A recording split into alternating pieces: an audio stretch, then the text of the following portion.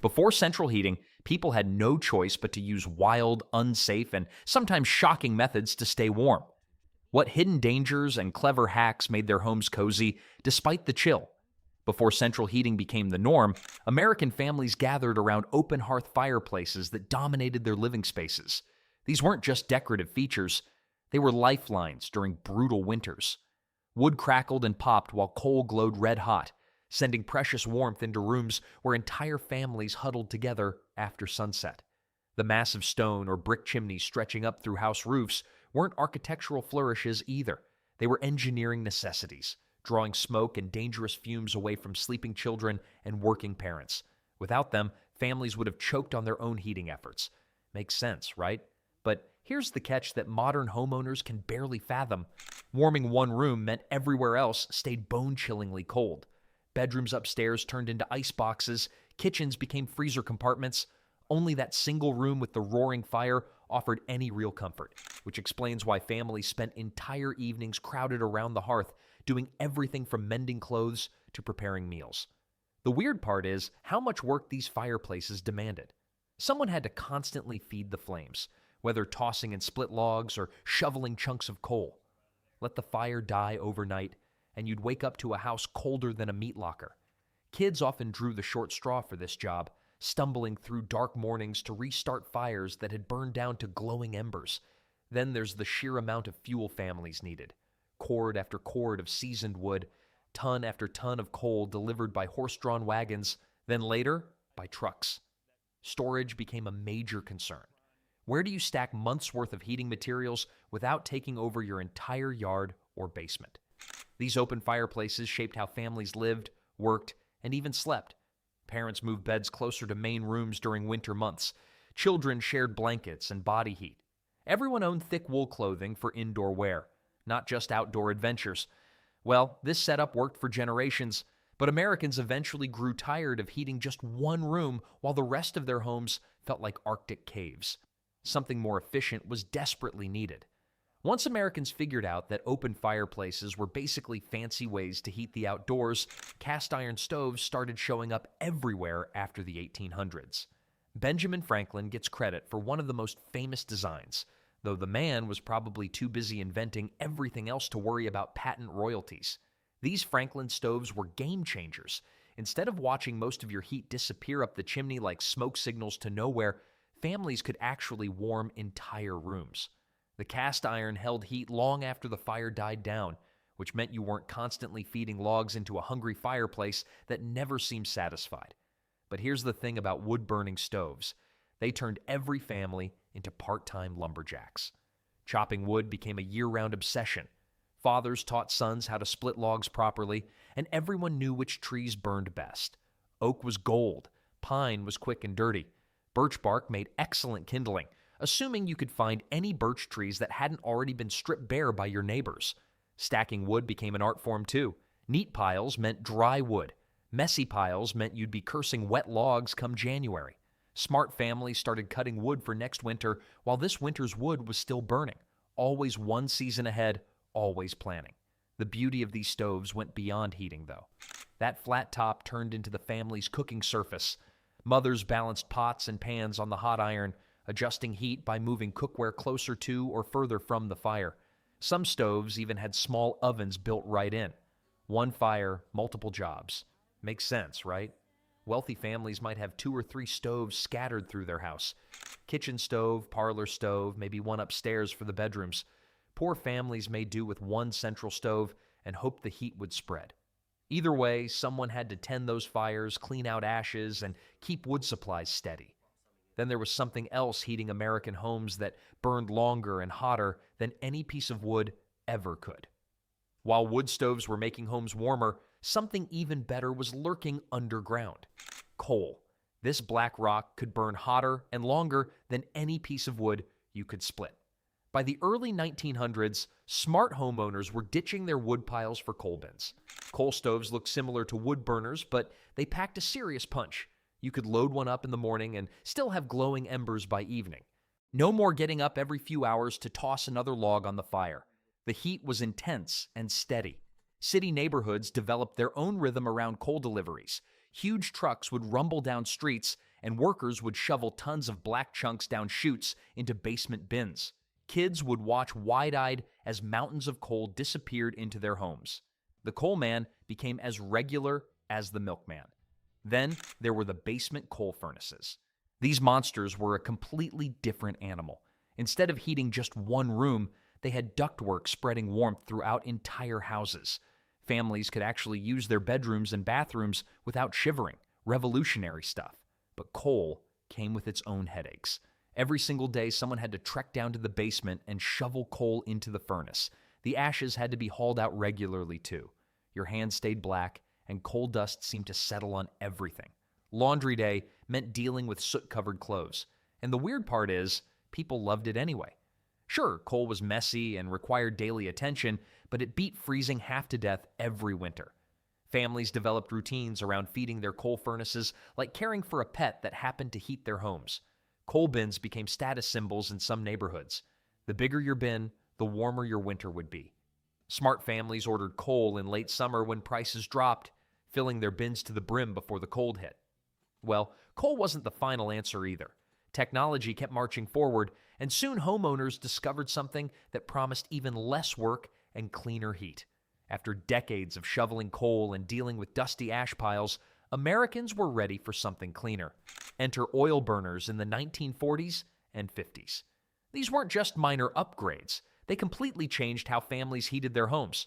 Oil heating meant no more daily trips to the basement with a shovel, no more black dust coating everything in sight. Instead, homeowners got steady, reliable heat that practically ran itself. The oil burner sat quietly in the basement, firing up automatically when temperatures dropped. Revolutionary stuff for people tired of being full-time furnace operators. But here's where it gets interesting. Oil needed somewhere to live. Some families buried massive steel tanks in their backyards, holding hundreds of gallons of fuel oil. Others kept smaller tanks right in the basement, usually tucked into a corner like a sleeping metal giant. These tanks became neighborhood landmarks. Kids knew which houses had the big buried ones because of the fill pipes sticking up near the driveway. Then there were the delivery trucks. Picture enormous tanker trucks rumbling through suburban streets, their drivers unrolling long black hoses like oversized garden equipment. The fuel oil smell was unmistakable, sweet, heavy, and oddly comforting to many families. Delivery day meant warmth was secured for another few months. Oil burners also brought something coal never could: precision. Thermostats actually worked properly. Families could set a temperature and trust their heating system to maintain it. No more waking up to freezing bedrooms because someone forgot to feed the furnace overnight. The best part? Oil burned much cleaner than coal. Houses stayed tidier. Laundry hung on basement lines didn't collect soot. Windows didn't need constant cleaning from coal dust settling everywhere. Yet oil heating wasn't perfect. Those buried tanks sometimes leaked, creating expensive cleanup problems decades later. Oil prices fluctuated wildly, leaving families guessing at winter heating costs. Still, for many Americans, oil represented freedom from the constant work of solid fuel heating. Little did they know that portable heating solutions were also gaining popularity, especially in rural areas where oil delivery wasn't always reliable. Coal was doing fine for most folks, but what happened when you needed heat fast? Enter kerosene space heaters, the quick-fix champions of American home heating. These portable powerhouses could warm up a chilly room faster than you could complain about the cold. Rural families especially loved kerosene heaters when wood ran short or coal deliveries got delayed. Makes sense, right? You didn't need a fancy furnace system or expensive installation. Just buy the heater, pour in some kerosene, light it up, and boom. Instant warmth wherever you needed it most. But here's where things got interesting.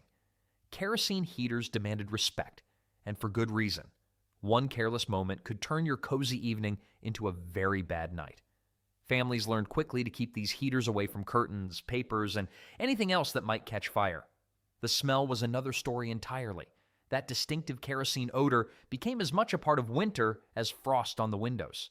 Smart homeowners always kept spare cans of fuel stashed away for those brutal cold snaps when temperatures dropped without warning. Running out of kerosene during a blizzard wasn't just inconvenient, it could be downright dangerous. Well, at least the fuel was cheap and you could buy it almost anywhere. Then there's the multitasking aspect that many people forget about. Kerosene lamps served double duty, providing both light and a little extra heat during those long winter nights. Families would gather around these glowing sources of warmth, making the most of every BTU they could squeeze out. The weird part is how these heaters became essential backup systems even in homes with other heating methods.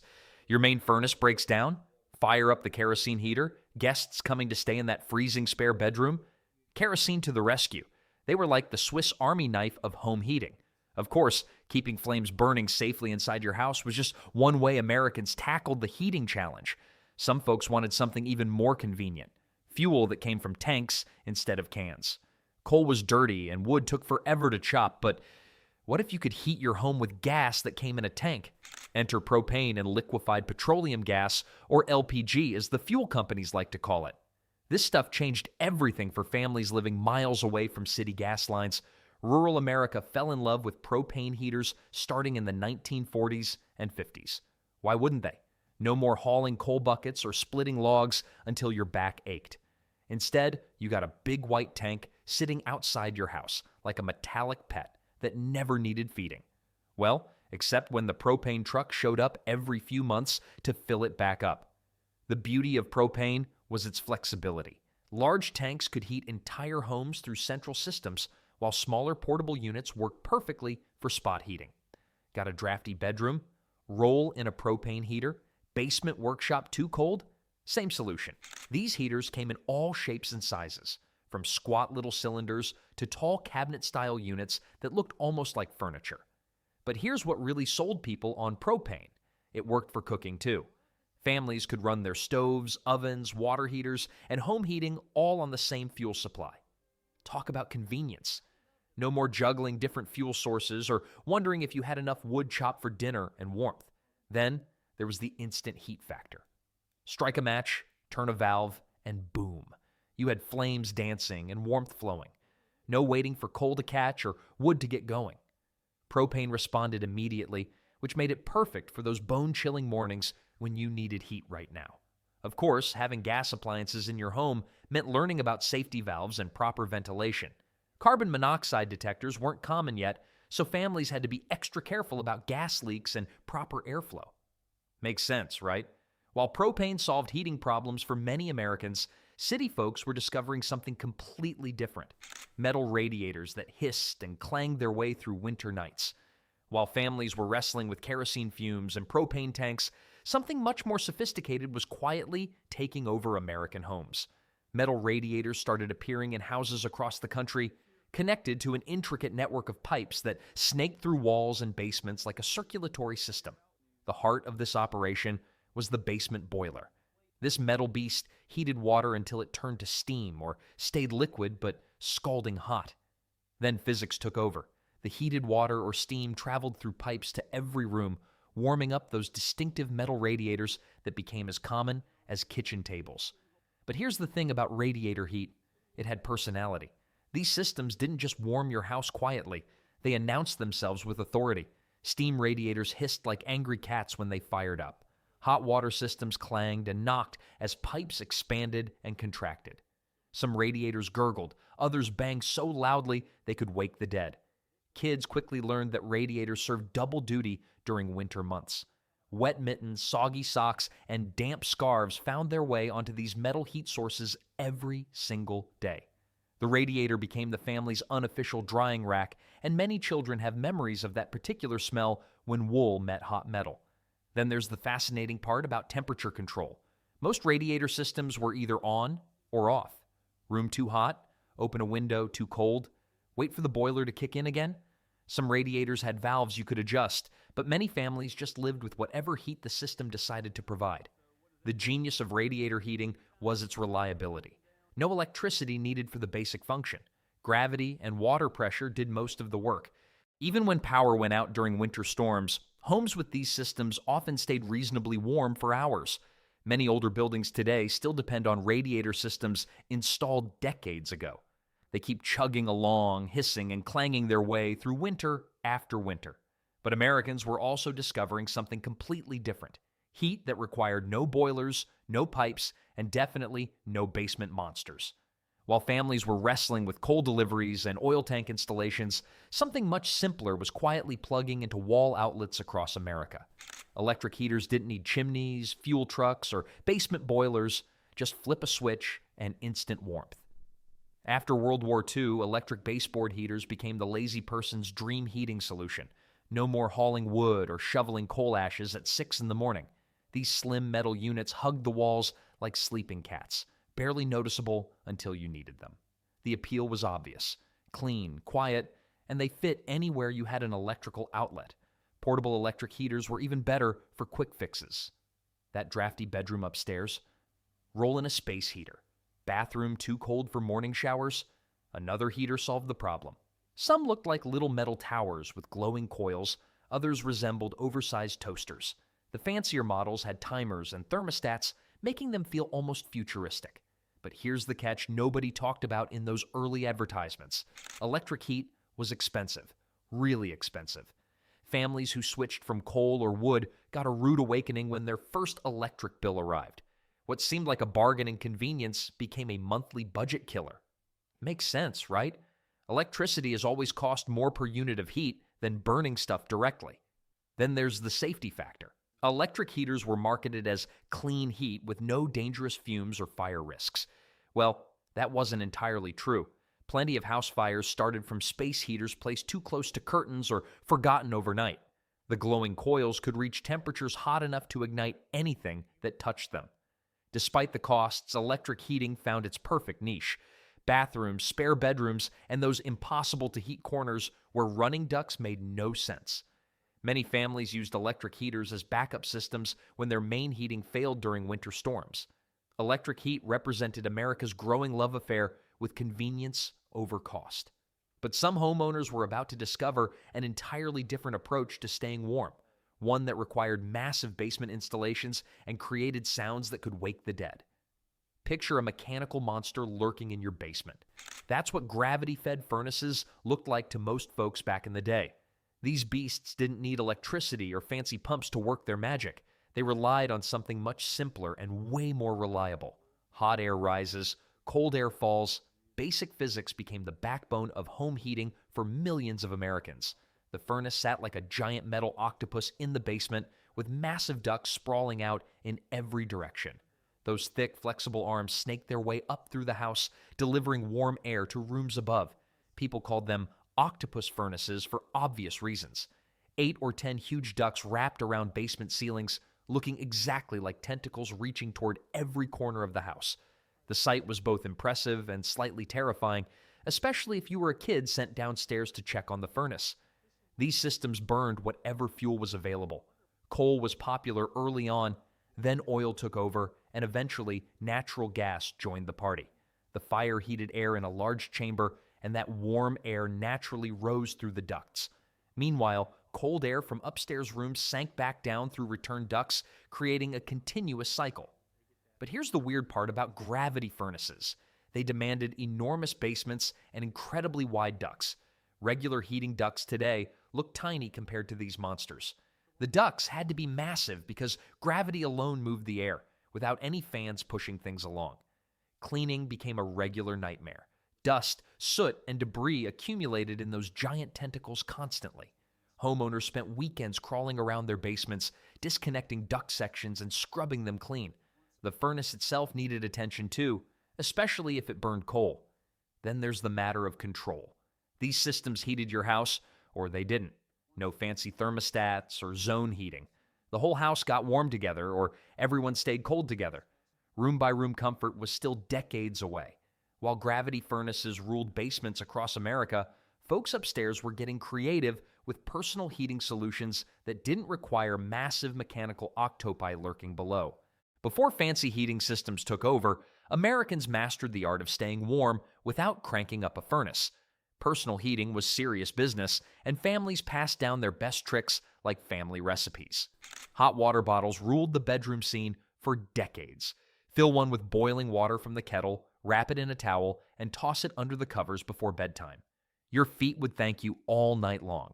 Some families used old glass jars when proper bottles weren't around, though that required extra careful wrapping to avoid burns.